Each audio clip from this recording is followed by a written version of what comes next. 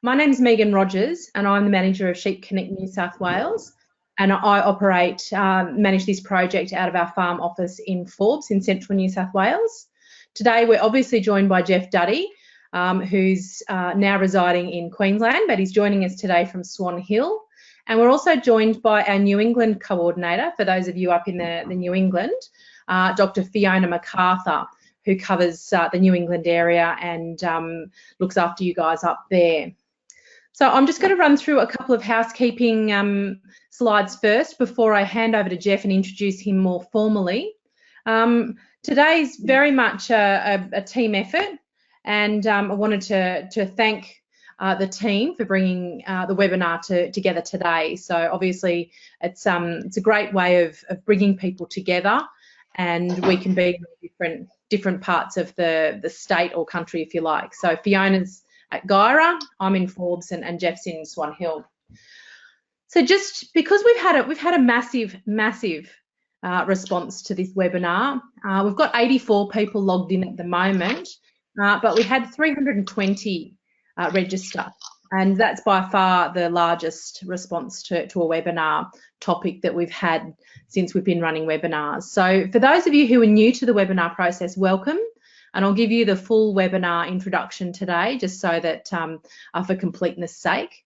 So in terms of Sheep Connect, if you're not a member of our network, Sheep Connect New South Wales is your AWI funded sheep extension network, and we cover New South Wales. We've got sister organisations in all of the other sheep producing states in Australia.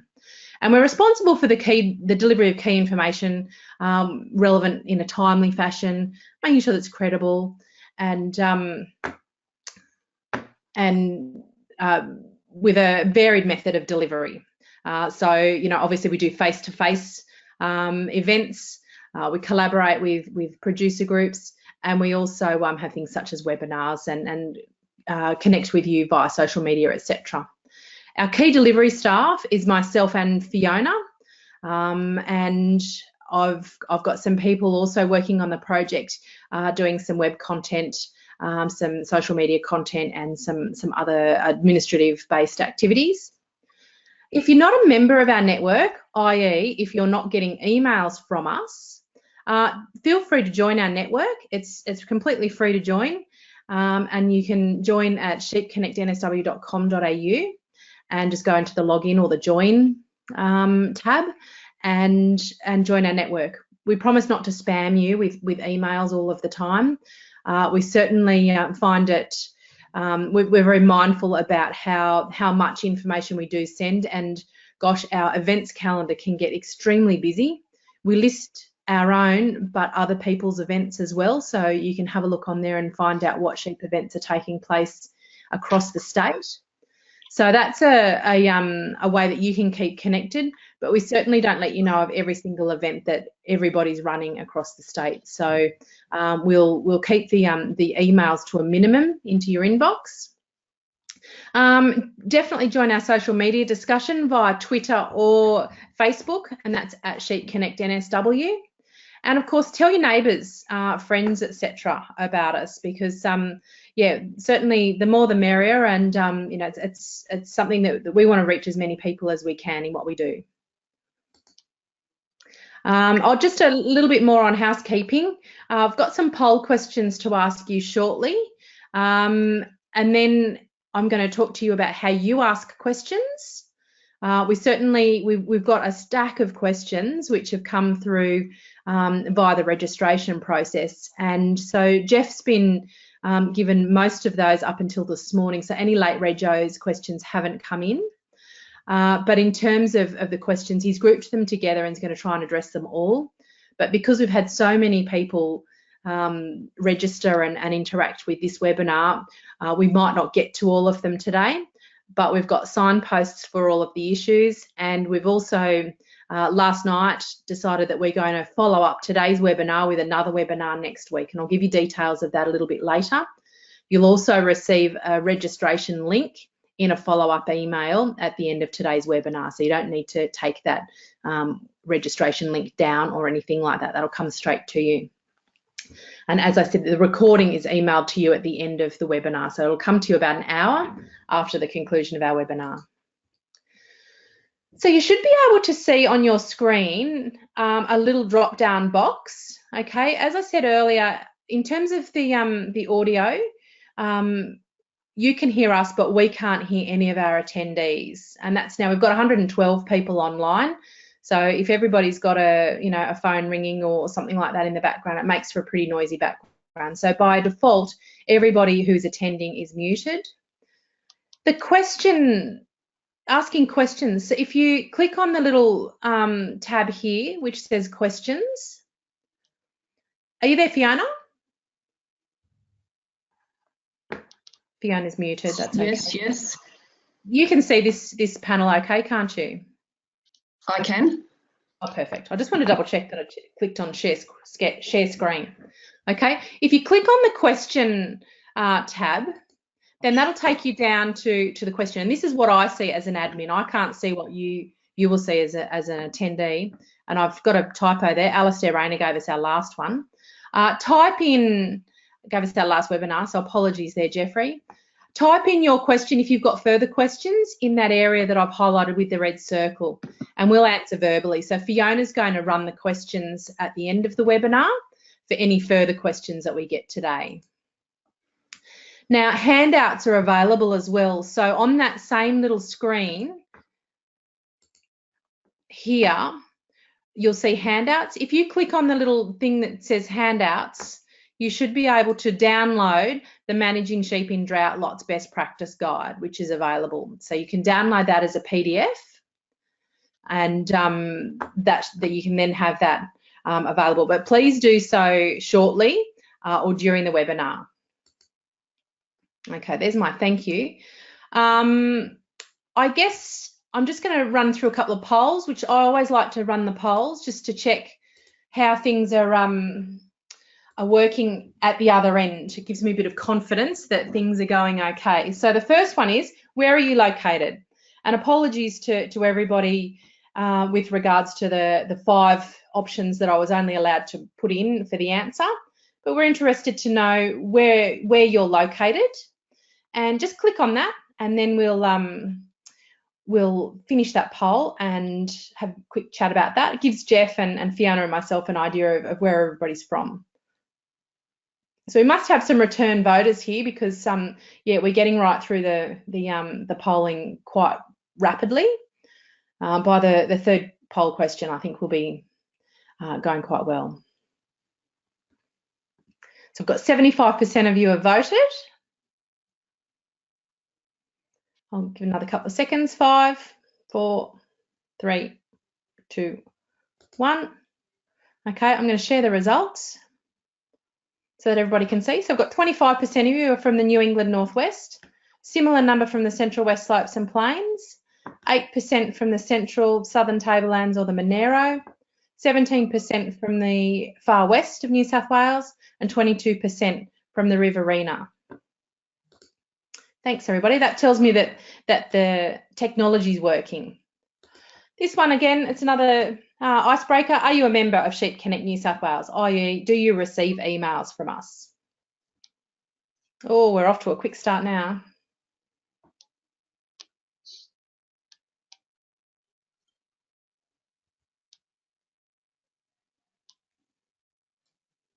Okay, I'm going to close that poll at 86, 5 seconds. 2, 1, close poll. So I won't share this one with you because it'll just take up a little bit of bandwidth. So 60% of you are, 34% of you are not, and 7% of you are not exactly sure. And I put that one in there because I thought maybe there's another member of your family, a member. So I'm glad that I put that in because it sort of takes into account those situations. The next one is just to give Geoff a bit of an idea of your level of understanding with regarding to confinement feeding of sheep. So I guess, Geoff, it's interesting that we know what level of experience we've got in the group, just to give Geoff a bit of a benchmark to start from. So you might be here for a refresher or never done it before. an advisor keeping up to date, or an advisor who's new to the concept. And I'd like to acknowledge that we've got a number of advisors joining us today, and welcome to those as well.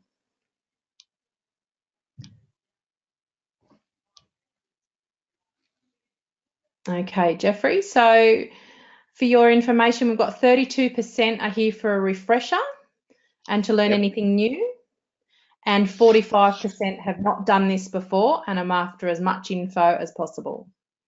And then a further 18 and 6% are advisors, so another 24%, so a quarter of our people are advisors. Okay, our final poll question, just again to give us a bit of an idea on what people are doing with regards to the sheep that you're looking to confinement feed, is what class of sheep you're looking to or currently confinement feeding. So are they breeding ewes only, are they wethers, finishing lambs, combination, or of course I've got an answer there for the advisors.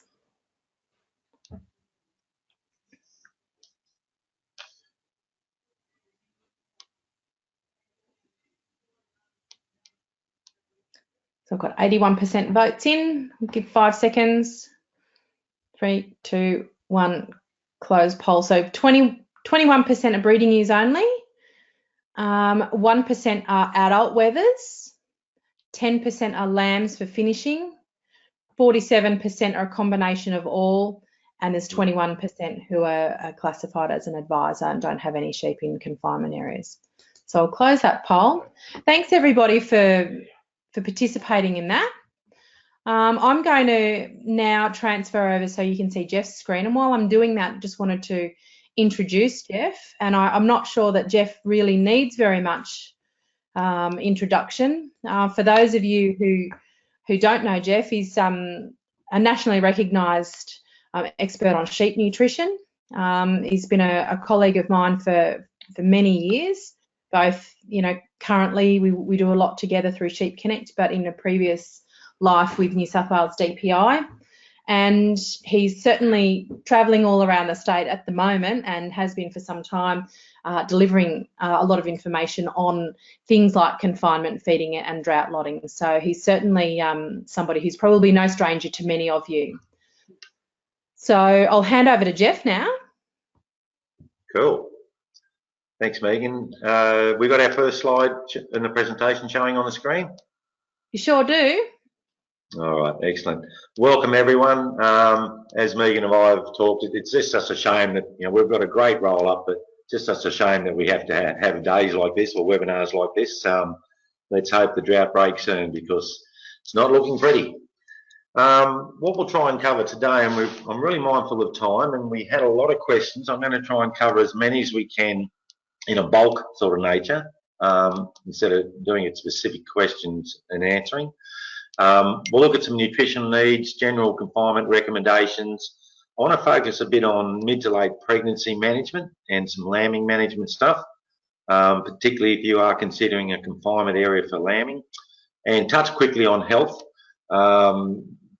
We are going to have a follow-up webinar next week where we'll actually focus more on the health issues, vitamin, minerals, and that sort of thing. I really haven't got time today to go right through the complete list. And I will say many of our feedlot or confinement management principles, we've actually run a few webinars with Sheep Connect, also with Leading Sheep and even the Sheep's Back in WA or AWI programs, and they can be downloaded and viewed from the web. So I'm not covering some of the general management principles today. You should be able to pick them up in previous webinars. Okay, just some general do's first and foremost. Monitor your ewes' body condition, their intakes, monitor manure and health, meet their feed requirements, and we'll show you how to do that basically by going through the process we use in Lifetime Ewe program. Minimise acidosis or grain poisoning risk. Provide effective fibre. I'm very big on keeping additional roughage in the diet, and we did have a fair few questions asking, could you feed without roughage? I'll address that as we go through. Water quality, it's becoming a real issue, and I think we are starting to see some issues with concentration of minerals in some of the water that may well be impacting on the intake of some of our pelleted additives, finding some are actually being spat out fairly regularly, and it could well be related to the quality of the water changing. Have a plan for when releasing your stock from the confinement systems. Once it rains, you'll get a green pick, and we always say we lose more sheep after a drought than we do during a drought. You guys and girls have learned how to feed sheep. Once you let them out of confinement, you've just got to make sure that there's a bulk of feed there. Hopefully continue feeding what you are feeding in the confinement area for the first week or two, and help their rumen adjust to that change to a green feed environment. Some general don'ts: don't introduce your grain-based rations too quickly, and that also goes the same line as with pellets.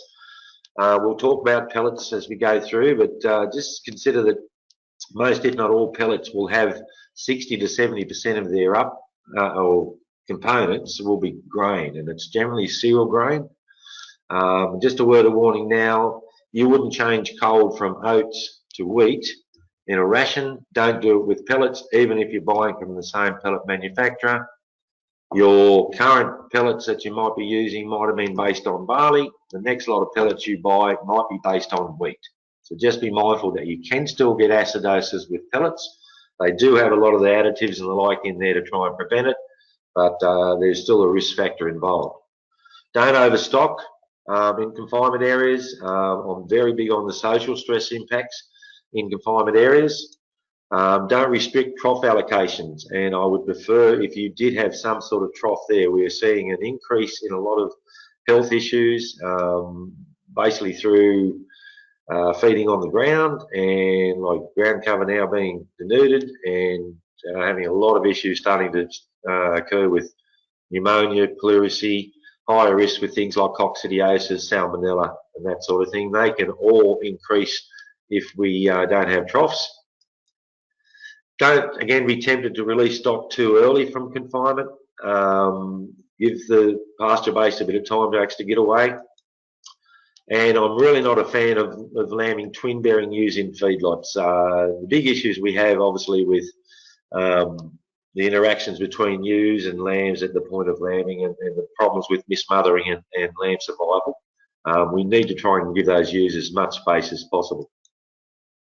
Keep things simple. Doesn't have to look pretty. Doesn't have to cost you a hell of a lot of money. They just need to be functional. Okay, and most people with confinement areas will probably be looking at paddocks in and around the yards where you've got working facilities and you generally have water that you can run out to the paddocks. So if possible, use what you have on farm already. These are just some of the questions that we got through. This is generally under setting up a confinement area sort of question base. We're going to look at the general recommendations and my feelings when it comes to having larger number of stock and reducing area and that sort of thing. I'll just quickly touch on this one with another series of questions were about induction and shy feeders, how to overcome or reduce the issues with shy feeders. I mean, it's an internal problem. Most, if not all, lambs, at least in Australia now, will have been trained to grain or pellets of some sort. So they've got some experience there with going to a grain-based ration.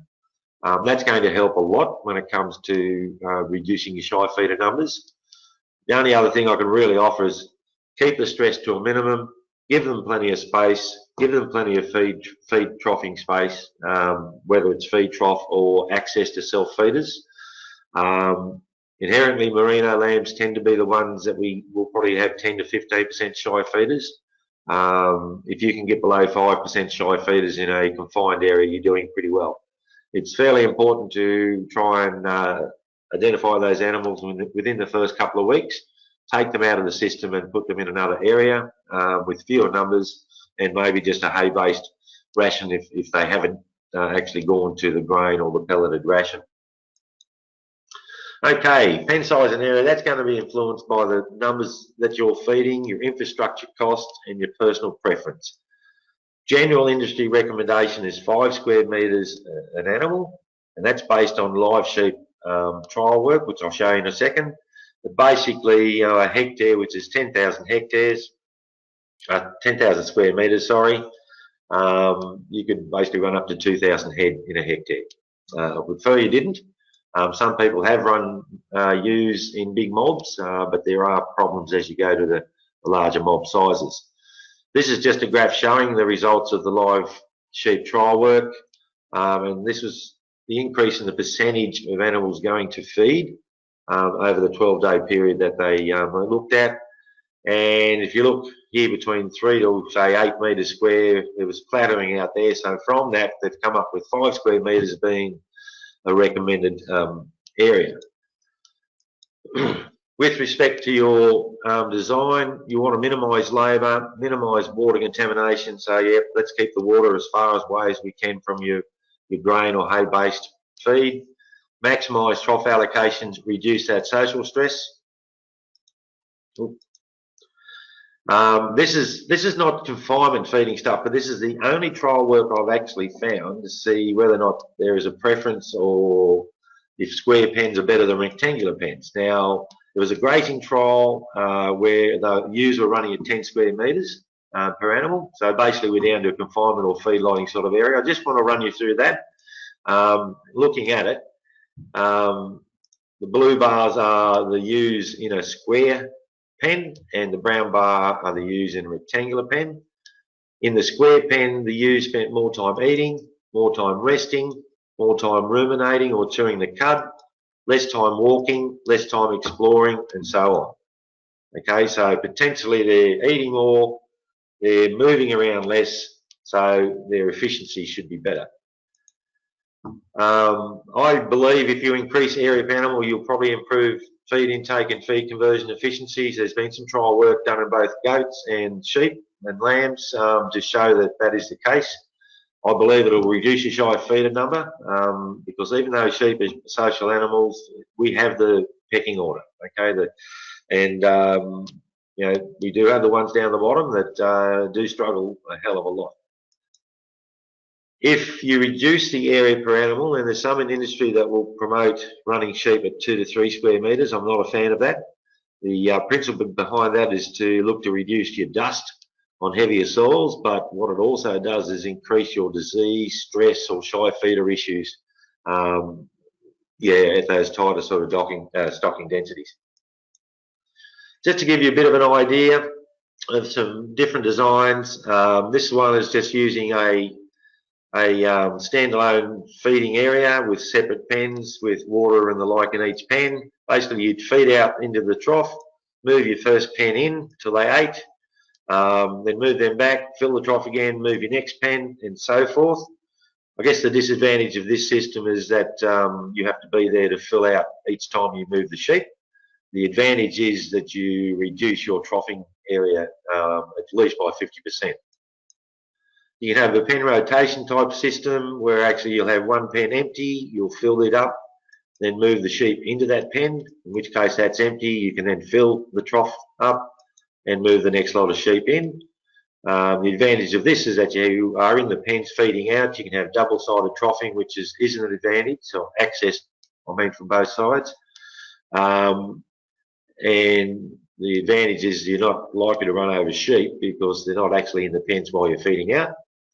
You can have external or your internal troughs. Your external troughs basically running along a fence line of the pens, and you generally fill from the alleyway or laneway into those troughs, or the internal troughing, as I mentioned. The other systems are obviously self-feeders, and self-feeder manufacturers have been one of the big growth areas in this drought for sure. Everyone has been buying self-feeders. I can't answer is one self-feeder better than another. We need to do trial work on it, and hopefully we'll do that in the short term. But with respect to self-feeders, I'm more of a fan of using self-feeders with twin-bearing ewes in larger paddocks, or not confined areas, but larger areas. And perhaps if you have to, trail feed either in a confinement area or in a reasonable sized paddock, trail feed out to your singles. I would prefer the self-feeders to go in with the twins, just so we're not disturbing that lambing mob when we go into feed. With respect to mob sizes, generally a maximum of 350 lambs to a pen. A lot of Commercial operators will work between 250 to 300 lamps a pen. I prefer 300 to 400 ewes or mature sheep in a pen, but upwards to 500 could go in. You can run bigger numbers for sure, but that can increase your management costs, stress, health, disease impacts, and mortality and culling rates, particularly if sheep are fed on the ground. Just to show you, this is from the Managing Sheep and Drought Lots AWI case study booklet, where here along the bottom is the mortality of ewes that were trough fed and increasing mob size, and we're having here on ground fed ewes that were ground fed straight to the ground. There was an increase in mortality. I'm not sure the reasons behind that or whether or not those trough lengths were both the same, but more than likely ground feeding has increased the incidence of sand impaction, pneumonia, pleurisy, coccidiosis, salmonella, all those issues that sort of come about from sheep eating contaminated or along contaminated feed lines. I mentioned about double-sided troughs versus single-sided troughs. This is just some trial work that actually shows that sheep are more likely to begin eating earlier and eat more consistently if they have access to both sides of a feed trough. So in that case, yeah, if you're doing it in a confined area and you've got a feed trough within the pens, potentially you'll have more sheep actually going to the grain or the feed that you're putting out and doing it a lot quicker compared to if you've got a single access, one-sided access along a fence line. Some nutrition questions, a couple of these related to protein requirements and how to work out your ration energy and protein. I'll just go through and show you that. Look, first and foremost, a lot of people think protein is the most critical factor. Energy is your critical factor during the drought. It's needed for muscle development, fat storage, maintenance and growth. It is by far the largest or most important factor. We've got to get energy first and foremost, and then we can sort of work on protein. With respect to protein, it's needed for muscle development, appetite and wool production. So if we don't have enough or we have low protein intake or production within the rumen, you'll have a reduction in the bugs in the gut. The whole digestive process slows down, intake drops, production drops. Okay, so your sheep will start to struggle. To give you a bit of an idea for minimum energy and protein requirements for different classes of stock, look, for maintenance or survival, we're looking around 7 or 8 megajoules of energy and about the same in a percentage for protein. If we look at finishing lambs, for energy, we're looking at least 10 to 12 megs of energy and upwards of 12 to 15% protein, depending on the weight of the lamb. I'll explain that a bit more in a second. And if we're looking at sort of late pregnancy and lactation, we should be targeting around about 12 megajoules of energy if possible, and at least 12% protein. With respect to the lambs, my general rule of thumb is, except for the lightweight lambs, those lambs that say 30, 40, 50 kilos or so, whatever the energy input is, add 2, and that should balance up the protein requirement. Okay, so if it's 12 megs of energy in their total ration, you need about 14% protein. If they're lighter lambs that still need to build body mass, I like to increase that by about 3 to 4, just 3 or 4 units above the energy. So if it's 12 megs of energy, let's give them 15, 16% protein. They've still got to build body mass and the like. Just to give you a bit of an idea what we're saying there, we've got the 3 columns here for 20, 30 and 40 kilogram lambs and difference in protein requirements. We look here on the left-hand column, we've got the energy of the ration, 12 megs of energy, so a 20 kilo lamb's going to need around 17, 18% protein, and a 40 kilo lamb around about that 13% protein. So as they age, get heavier, they need less protein. The more energy you have in the diet though, the more protein they do need. With respect to energy needs, and this is for a 65 kilogram ewe, so this is, we work on a 50 kilogram animal being 1 DSC, 1 dry sheep equivalent. I just want to show you the energy change over time. And we got here when they're dry sheep, so at the point of joining, we have scanning here around that 85, 90 days. We have lambing at 150 days. The light green bars are the energy needs of the singles, the dark green bars for the twins, And basically at the point of lambing, which most people are going to be looking at in southern or central and southern New South Wales in particular in the next month or two, those animals, those single and twin bearing ewes, need 1.5 to 2.5 times the energy of a dry sheep. It really starts to increase. And that last 2 to 3 weeks of pregnancy, around about 70% of the fetal growth occurs then, and we will not get condition on their back. Okay, we need to have those ewes, particularly twin-bearing ewes, in good order before they hit that last trimester, that last month or so of pregnancy. If we look at confining those animals, and these two lines actually show a 10 to 15% drop in feed requirement if we lock them up. We stop them walking and we save about a megajoule of energy a day. So all of a sudden, instead of having to feed a full ration, say of a kilo of feed a day, we can feed 850 to 900 grams of that because we've locked them up. So there are benefits there for locking animals up. And that can come back to certainly help, particularly when you're doing big numbers and got full control over the ration. With respect to protein, doesn't change a lot between paddock or confinement feeding.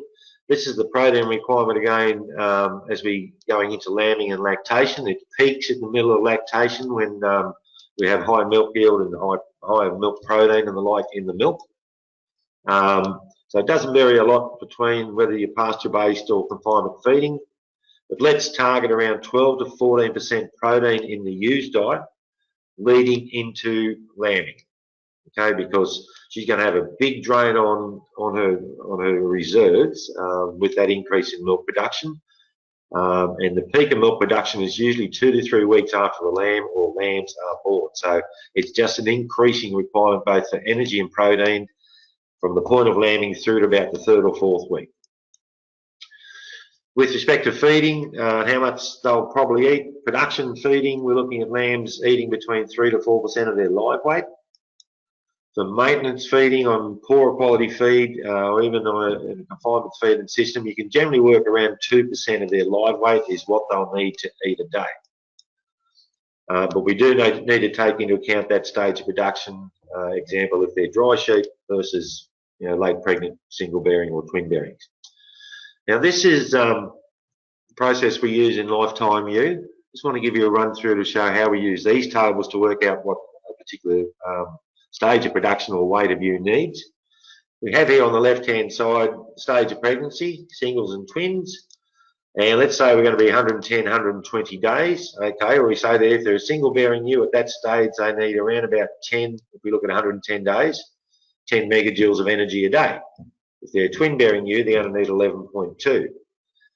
If, however, we're in a confinement system, we'll just scoot across to this right hand side of the page and do exactly the same process.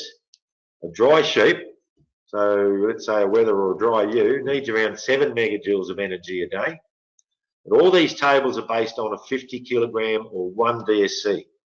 So if we have a mob of ewes and they're 60 kilograms, if their mature weight is 60 kilograms, we need to time these values by this factor here, this 1.2. So a 60 kilogram ewe is going to need 20% more feed or feed quality than a 50 kilogram ewe. So we look at that figure, we times by 1.2, then tells us that dry sheep's going to need about 8.5 megs of energy a day.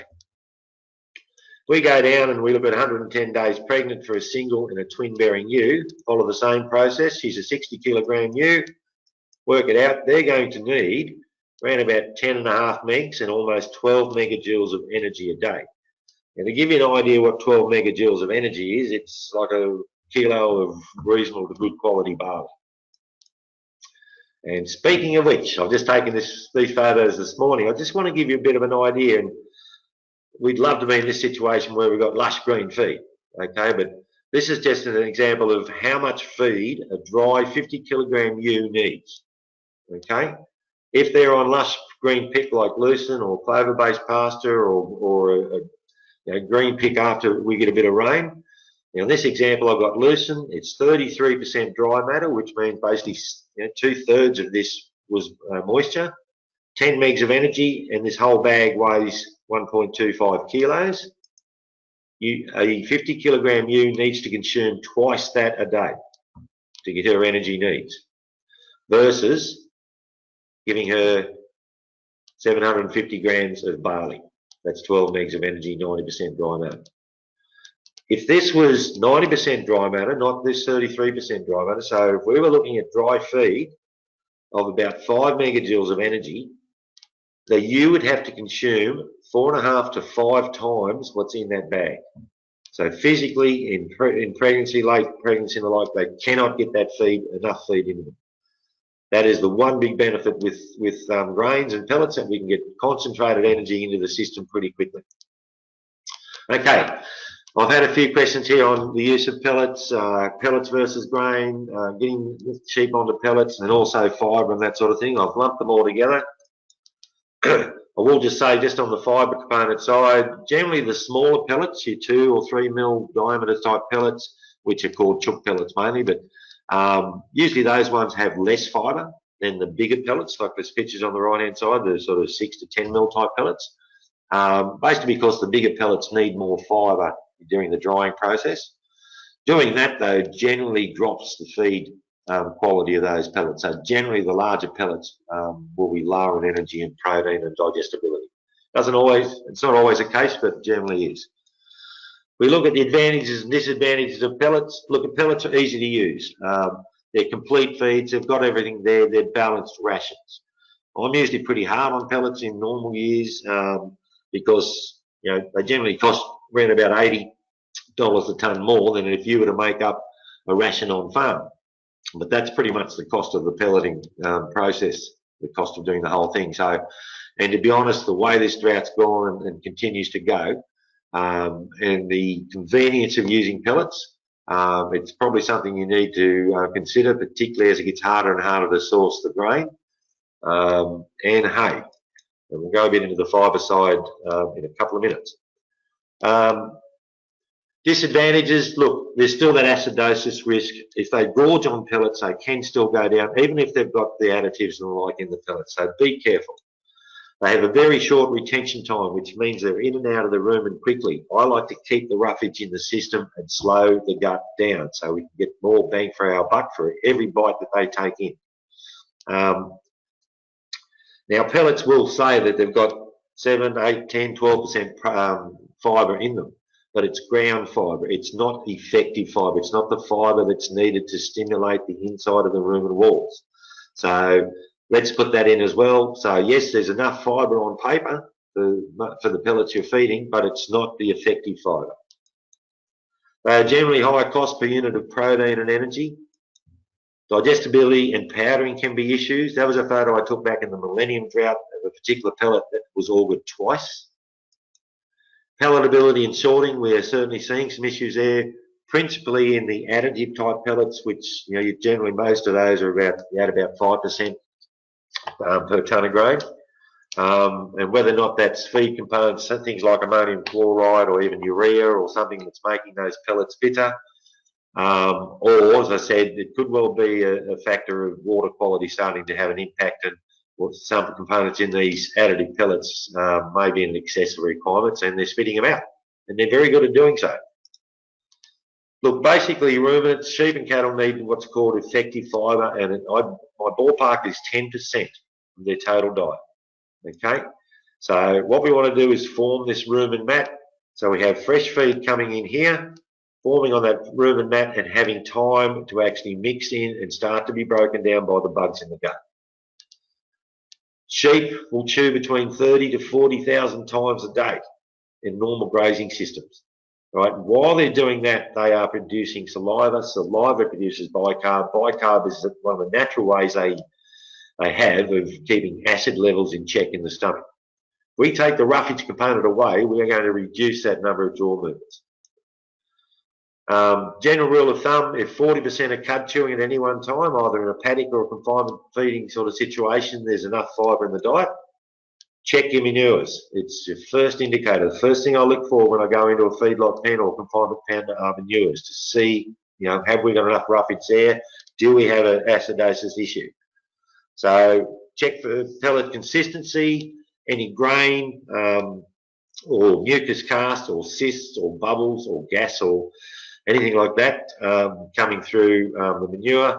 As soon as we start getting to a picture or something similar to this right-hand side, it's basically saying, yes, we've got a gut problem, we've got acidosis, too fast of gut flow, let's slow the whole thing down and address that acid production.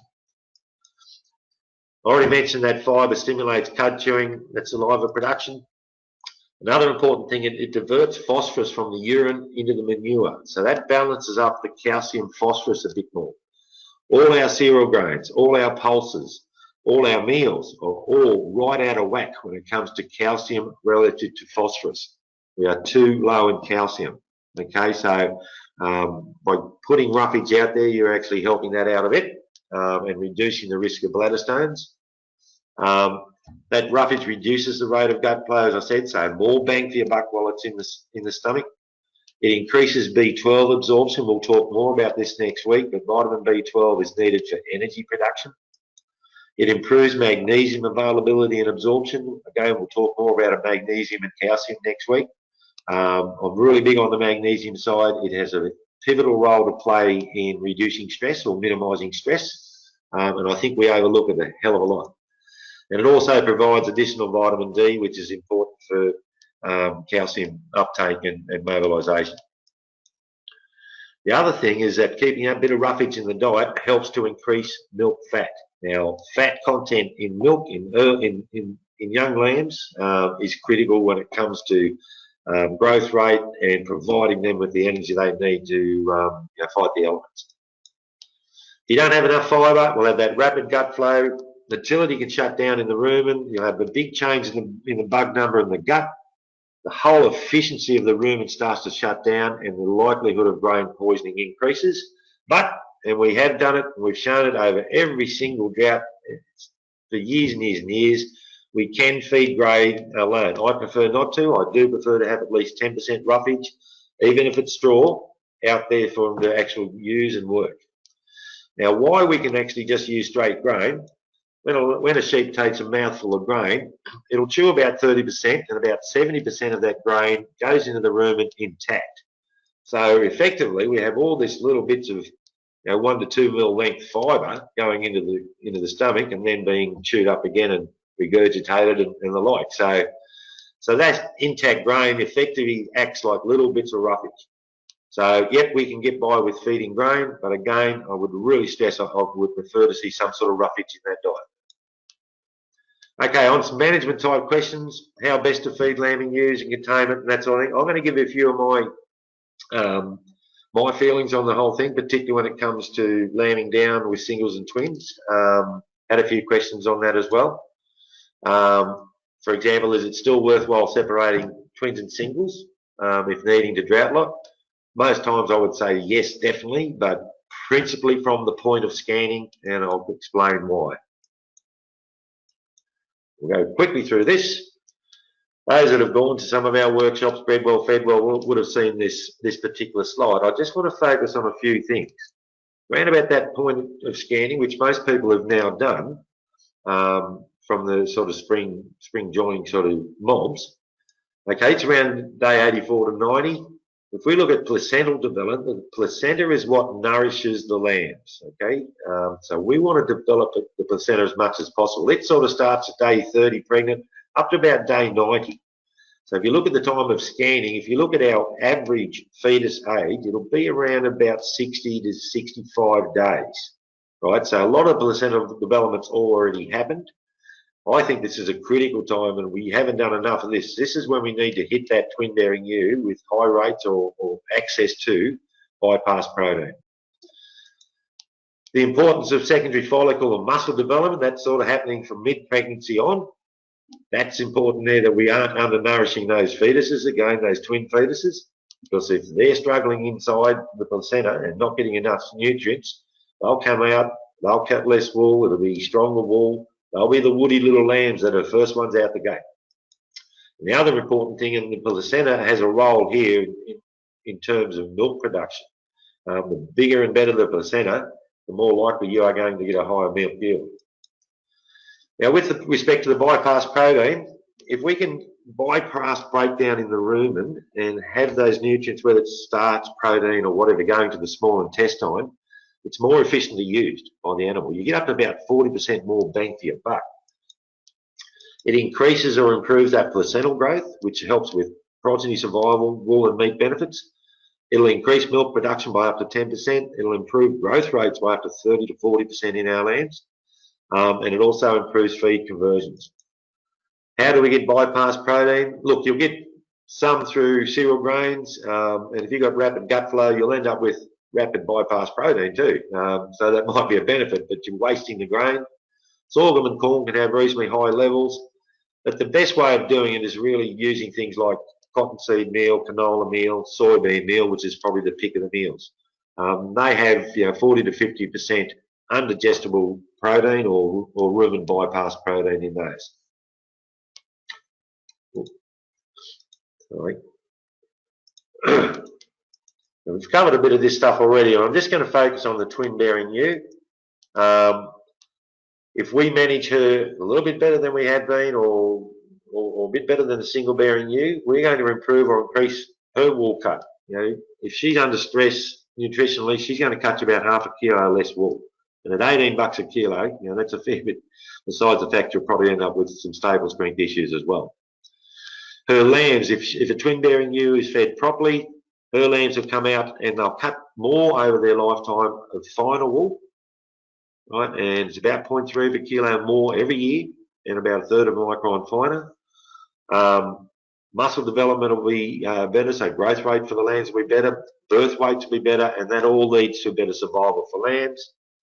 We also look at good nutrition in those twin-bearing ewes. Having good body reserves helps with colostrum, or the early milk production and milk letdown, and the viscosity of the early milk. Okay, how easy it flows. Okay, energy is important at this time. Getting energy into the system. They did work years ago in WA with corn, and they thought there was something magic in corn, feeding it to ewes pre-lambing, and all of a sudden they had nice big bags of milk, and they had plenty of milk letdown, easy milk letdown. All it was is that they were meeting the energy needs of that ewe. They did the same trial work with barley. They got pretty much the same results. Give them energy. Okay, I'll just quickly show you this graph again. This is one from Bred Well, Fed Well. I want to give you an idea of, okay, why is it worth keeping those twins alive? If we look at around about 125% scanning, which is a sort of average sort of from Merino mob, our current survival rates are around about 55–60% for twin-born lambs. If our target is 70%, what's that do overall?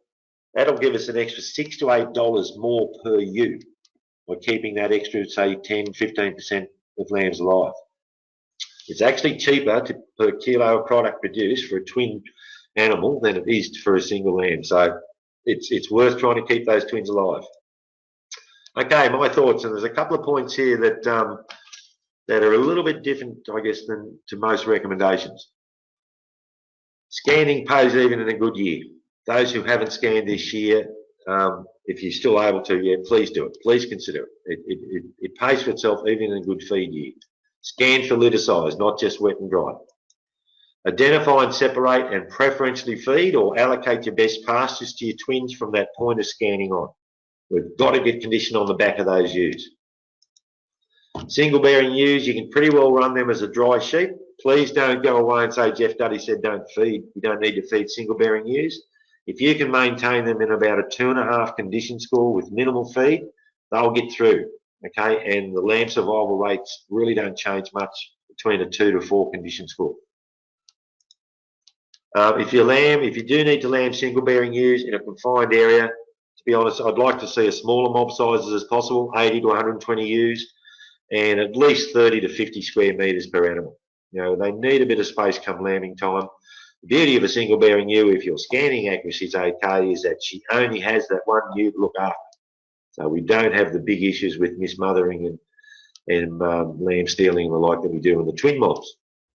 If possible, grit lamb. So move on those ewes in the next pen that haven't lambed, those dry ewes.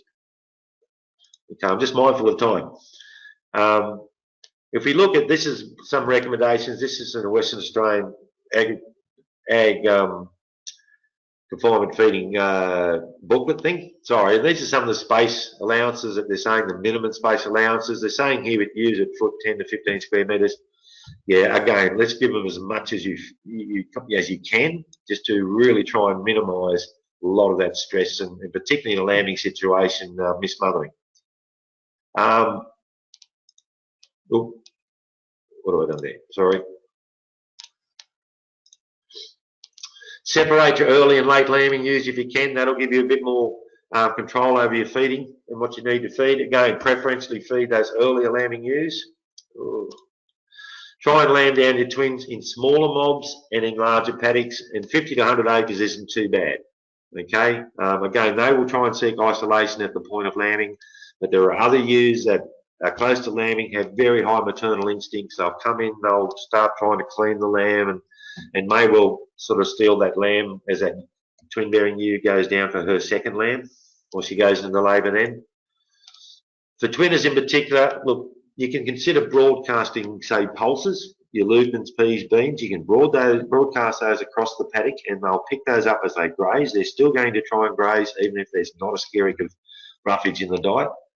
I'd probably look at having ad-lib hay and self-feeders in these areas. Ad-lib hay is that ewes knows that there's always going to be feed there. Okay, so she's not likely to chase the feed trail if you are having to trail feed twinners. I've already talked about self-feeders. Both in the case of ad-lib hay and self-feeders, spread them out. Put them out among the paddock. Don't put them all in one spot. Let's minimise the number of lambs and ewes coming to each of those feeders, again, to try and minimise mismothering.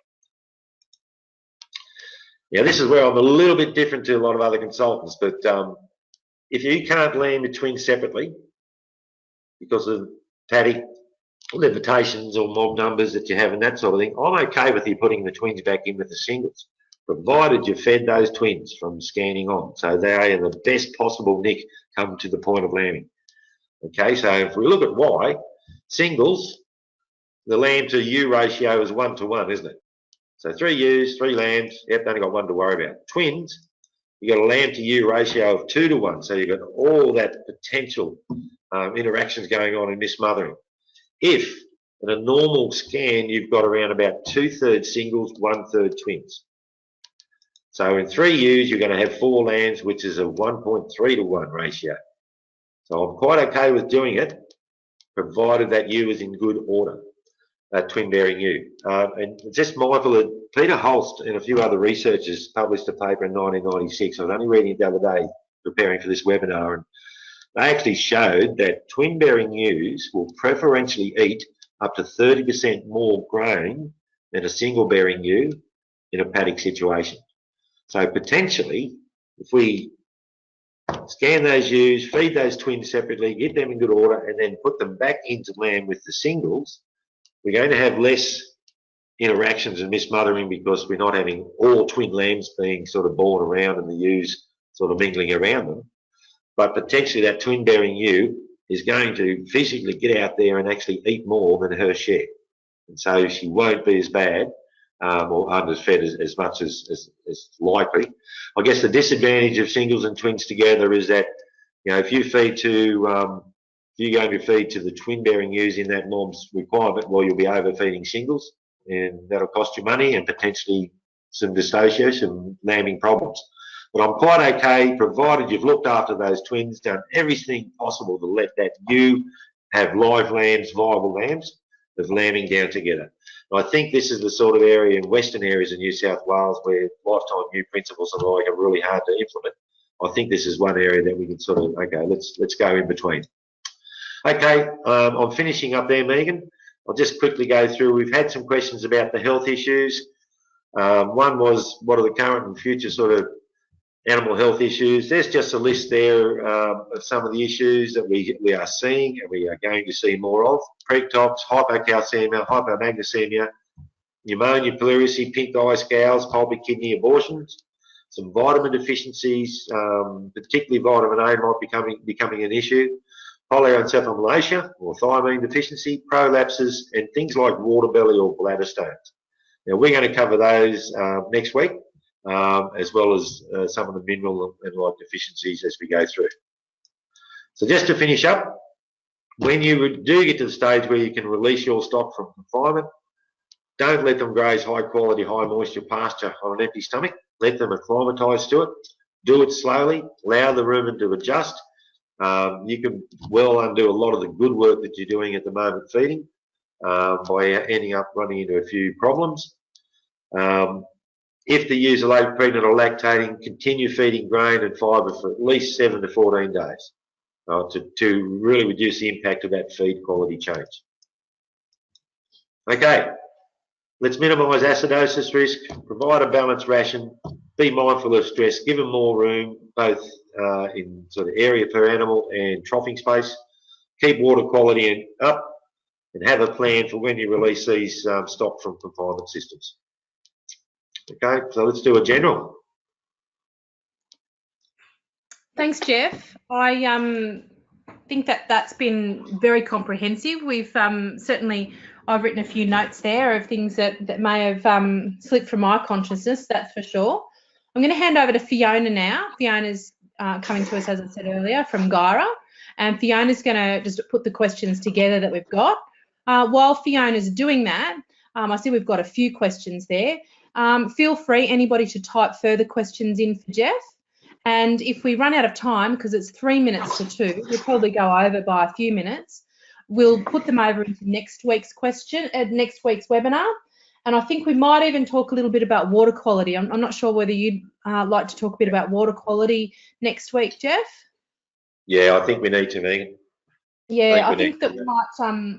I've sort of written down now that we've got the animal health, mineral nutrition, and I think we'll do water quality and quantity. And that's sort of the 3 main topics for next week. So over to you, Fiona. Great, thanks, Geoff, and good afternoon, everyone. Thanks for the questions. They're coming in thick and fast now, so we'll see how many we get to. The first one's a suggestion that's come in from Nigel, which is just for the audience. When locating a confinement yard, he suggests near a shearing shed to be sure that you keep it away from your old dip or your drain out, which is an excellent suggestion. So our first question is from Ross, and it is, does a merino lamb have the same nutritional requirement as a crossbred lamb? Hand that over to you, Geoff. Yeah, look, it depends on the stage of production. I guess we don't know the weight or age of the lamb. Merinos generally will have a little bit higher requirement for amino acids or protein because of the wool production. Generally, and the way we're going with the merino, we are making it more of a dual purpose. I'd still stick with the ballpark sort of requirements, maybe look into what amino acid or protein base there is there, because they do have a higher sulfur requirement. And if we are putting out mineral supplements, which again we'll cover next week, it may well be a case of using something like gypsum just to, in a loose mineral mix, just to provide a little bit more sulfur, say, for a merino lamb. But generally, I don't believe there's a huge difference between them. Okay, great. And Geoff, the next one's coming in from Megan. What are your thoughts on the stability of vitamin A when added to pellets? Yeah, again, we'll be covering that next week. It's a good point, actually, because there is I can't remember the exact figure. I was only looking this morning as I was preparing for next week. But yeah, look, it breaks down over time. So if it's a new batch and the like, it will depend a lot on the heat process and that sort of thing too. Generally, we don't tend to have many issues with vitamin A, and there's been trial work where they've had sheep shedded for up to 18, 19 months before they can induce vitamin A deficiencies. But I think the way this drought's gone, vitamin E, A and D are ones that are certainly going to be an issue. But it's a good point. I think generally the way the turnover it is at the moment with pellets, there's not a hell of a lot that's old stock.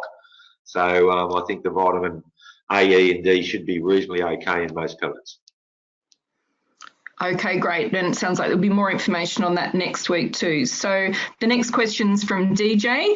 Do you have to feed grain every day while in confinement? No, good point, mate. You don't. I would prefer if you did, or only stretch out to every second day. And if you do stretch to a second day, I would be looking at probably putting some roughage out on alternate days.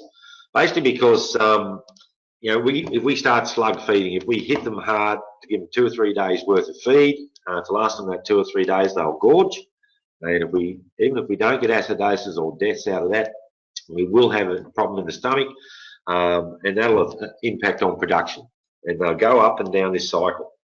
And so they gorge, they get all these bugs producing this acid in the gut, they go off their feed, and then the bugs are getting back to normal and they gorge again. So, yeah, preferably no more, than every second day, if you could. But I know some people feed only twice a week, so basically every third day. I understand it's a time and numbers game and that sort of thing, but yeah, if you could do it more regularly, the better it is. Okay, and the next question comes in from Nick. How many ewes and lambs would you recommend per self-feeder? Look, in a paddock situation, I'm going back to when Lachlan Steele first developed the Cowra feeder, they were talking of upwards of 350 ewes and lambs, I think, to a feeder, but that's with available feed. In a confinement area, I usually work on a maximum of about 110, and that's to a 2.4 or 8 foot feeder. So that's what most of our feeders are. So I usually work on about 110. The fewer or the less you put on those feeders, the better the chance is you won't have big numbers of shy feeders. So it can add up pretty quick. Obviously, with a mob of 500 ewes, you only need 4 to 5 feeders. So yeah, make use of it. Okay, and another one from Nick. Will merino lambs do better in a containment situation if they are shorn? That eternal question. Look, every farmer or producer will tell you that if you shear a lamb, he'll pick up. It's actually false economics. Basically, all the trial work shows that what happens the first couple of weeks after shearing is that feed efficiency declines. But what I think happens really is that within the first week or two, they start redistributing their fat reserves, and that's when they put it to the external part. So they put it out to the eye muscle and they start putting fat cover down. You've got to look at it, particularly if you're finishing these lambs for sale, for slaughter. You've got your cost of shearing and cost of or the value of your skin at the other end. And it's a case-by-case situation, sorry, but look, generally you shear a lamb and he'll go backwards for a couple of weeks, and then he does certainly start to pick up. But you've got to look seriously at the economics of it. Okay, the next one comes in from Carmen. Any quick ideas for low-cost troughing when feeding grain? Yeah, and depends on where you are, Carmen, and what's available. Look, some of our presentations in the past have got examples of troughing that you can use. Conveyor belt is the first and foremost that comes to mind. It's usually about $10 a metre, but in some of the previous presentations, there's a slide there to show I call a wing keel that I made down here at Swan Hill, actually developed for actually splitting conveyor belt. Poly belts you can pick up reasonably cheaply. C-section purlins, old guttering. You can make troughing out of shade cloth and the like. Again, that's reasonably dear, $10, $15 a metre. Anything at all that's just going to hold that grain together. But I would prefer if you had some sort of troughing and if you could clean it out between feeding periods. Okay, and we'll move on to water troughs now. So we have two people asking about water troughs. Firstly, Roger is after advice on where to find good water trough design ideas for a feedlot situation. And then Andrew adds to that by, do you feel concrete water troughs are better or PVC stormwater type pipes? Yep, good questions. Look, I haven't got any issues with the PVC sort of stormwater systems. There has certainly been a fair bit of work put into those. Again, for people that aren't aware of what we're talking about, go back and have a look at some of our other presentations. Regardless of the type of system, we need to have quality and clean water. Now, the potential advantages of those smaller volume PVC sort of systems are lower volumes of water, so you don't waste as much when you clean them out. I guess concerns would be, do they heat up anymore because there's low volumes of water in there? With the contamination that we still get from the land dropping grain and hay and the like, or dust getting on the water surface, do we have a greater concentration of contaminants because it's lower volume of water? And those sort of things. So we certainly can have problems with algal growth on the inside of those. Just a quick recommendation there, if you do have problems with algae, just get a bit of old copper plumber's pipe and put it down the float valve end, under the float valve there somewhere, and that should try and keep your algae sort of growth under control. Concrete troughs and the like, I mean, big volume sort of systems can waste a fair bit of water, are generally cooler. To be honest, again, we haven't done trial work, or I'm not aware of too much trial work proving one sort of system better than the other. It's just critical that you have water on demand, that it's cool water and clean quality water. Okay, another question here from Eve. Thoughts on frequency and timing of trail feeding of your lambing ewes? Yep, good. If, let's say, you're doing single bearing ewes, I'd be looking at doing a semicircular or circular trail. It'll be the same between bearing ewes if you like. If you do one long trail, yes, you do spread the grain out so they've got to work for it. Gives more of the shy feeders than like a chance to get to that trail and get their share. But if you're trailing it over 500 to 1,000 metres, well, those ewes chasing that trail are leaving their lambs behind a hell of a long way. So if we do it in a semicircle or circular sort of motion, we're containing those ewes and lambs in a smaller area. Can I have the question again? I've gone blank. Thoughts on frequency and timing on trail feeding lambing ewes? Yep. Now, New South Wales DPI come up with the recommendation of mid to late afternoon as a feeding time on the basis that most ewes have bonded to their lambs by that time. The work we did with Doug Fowler and the like, I mean, ewes lamb day and night. So, yes, and as people would know, sheep generally have two main feeding times, early morning, mid to late afternoon. So I'd probably stick with later afternoon for minimal disturbance. Certainly got producers out there that trail feed at night. Some going as far as turning the lights off, and some swear that actually works with reducing chasing of the feed trail. Yep, I've gone a blank again. Sorry. So, and look, feeding again with I'd probably look at feeding your singles, trail feed those because they've only got the one lamb to worry about. If you have to feed every second day or so, so be it.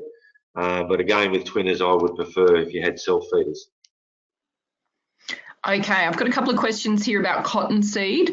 Does whole cottonseed provide enough bypass protein first from Victoria, but is cottonseed good enough on its own to feed lambing ewes from Frank?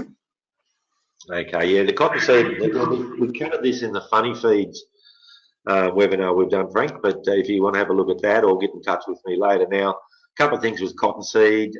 My understanding is basically if we're talking cottonseed, not cottonseed meal, is that gossypol levels are reasonably low in our newer varieties. So there's not too many issues even feeding it to younger stock, but I would still be careful. Cottonseed, yep, you look at fibre, energy, protein, all these sort of things are great. Trouble is we're looking at quite high levels of oil in cottonseed. And ruminants, sheep and cattle, after about 7-8% total oil in their diet, the rumen starts to muck up. And we basically think it's because of that oil component in the diet is preventing a lot of the breakdown of roughage or fibre and the like in the rumen. So they start to self-limit.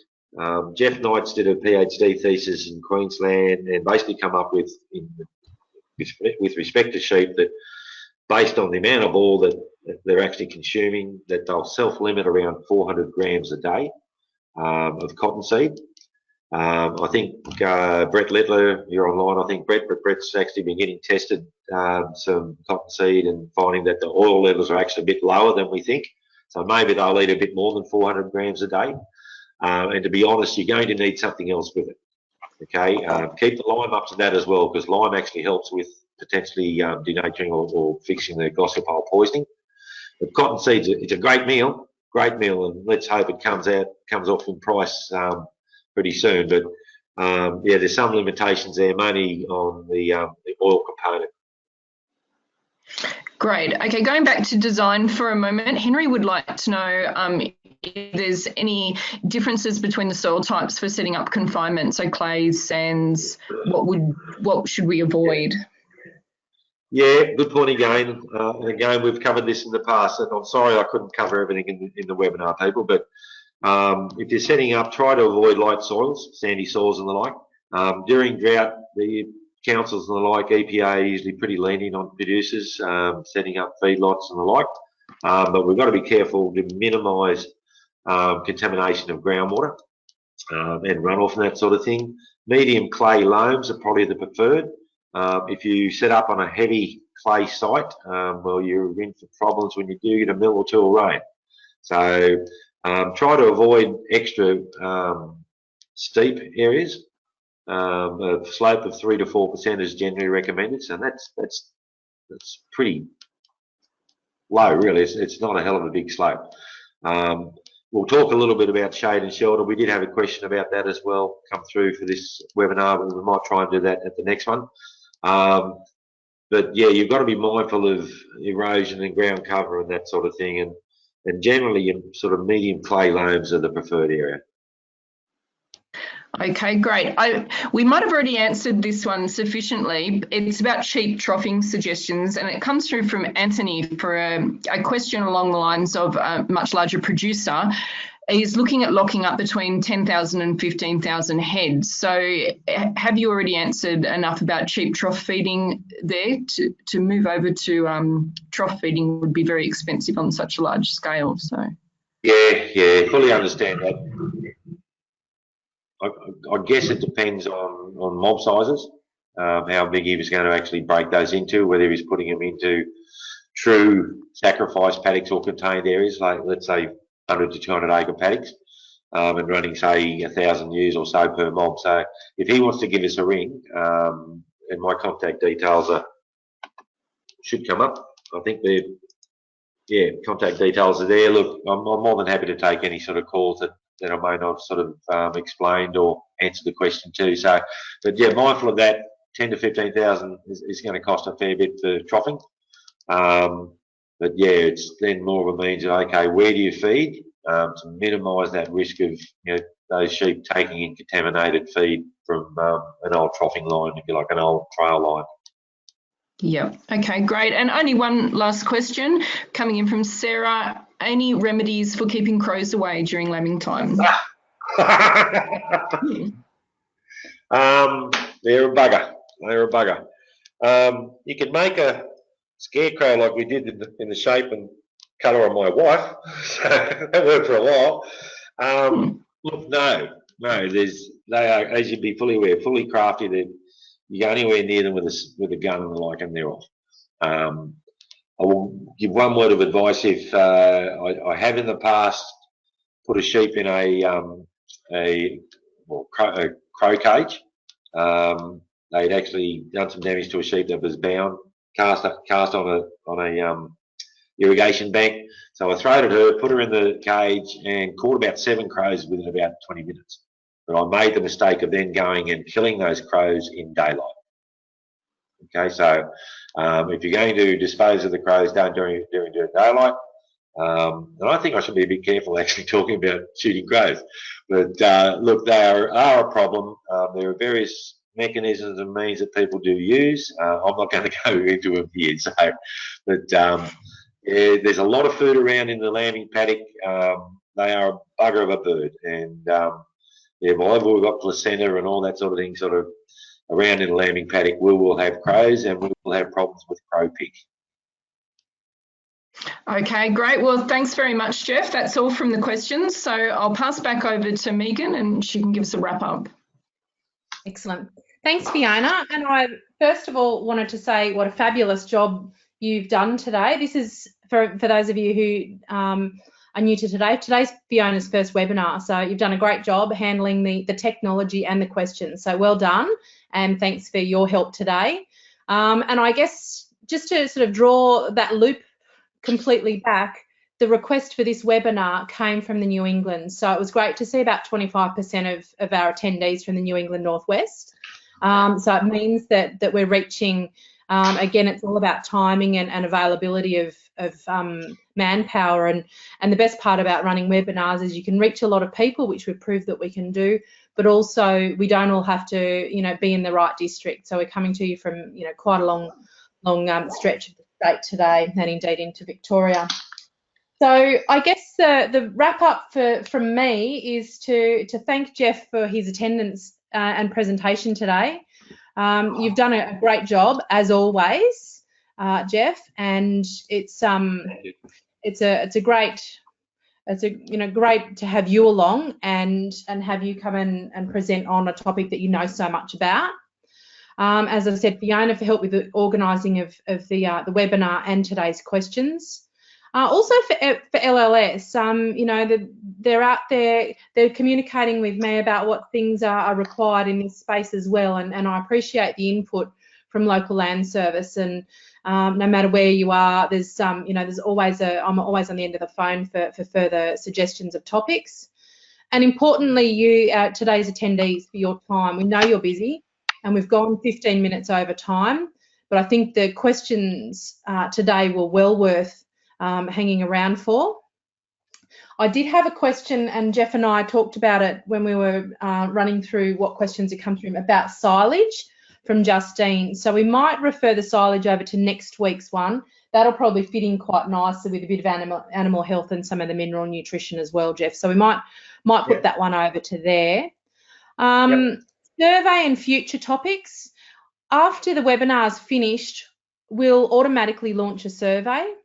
Now, the survey is really important for us. It's important for us to know what future topics our attendees would like, and importantly, how you found today, whether you learned something, whether there's anything that you're going to be putting into practice. And that's really important for me to be able to report back to AWI about how effective the activities that we're conducting and ultimately the spend of you wool growers levy. So it's really important that we do get that back from you, and I limit the number of questions that we are asking. So it's not a time-consuming survey. So please complete that. Our recording will be online, so I'll put it on our website, and it'll also be automatically emailed to everybody who's registered or attended today. It'll go to the people who haven't turned up as well. Also, the link to next Wednesday's webinar will be there. Unfortunately, you do have to register for both of them individually. It's just the way that it's set up. I couldn't get it to just be a second session of the one webinar. Our other webinar topics, which Geoff referred to, if you go onto our website and you go across to the tools and resources and you go down, it's tools and information, all of our webinars are loaded onto our website there. If you've not watched them before, it will ask you to register. So you'll go back into GoToWebinar and you'll have to re-register for a webinar that you haven't seen. That's again so that we can keep track of how many utilisation we're getting from that webinar. So, but again, we don't ask too many questions during the rego process. So that's all I'd like to say. I think we've certainly had a successful day today, and I just wanted to thank everybody for your time and attendance and the quality of the questions, and of course my helpers and our fabulous speaker Geoff. So thanks everybody, and have a great afternoon.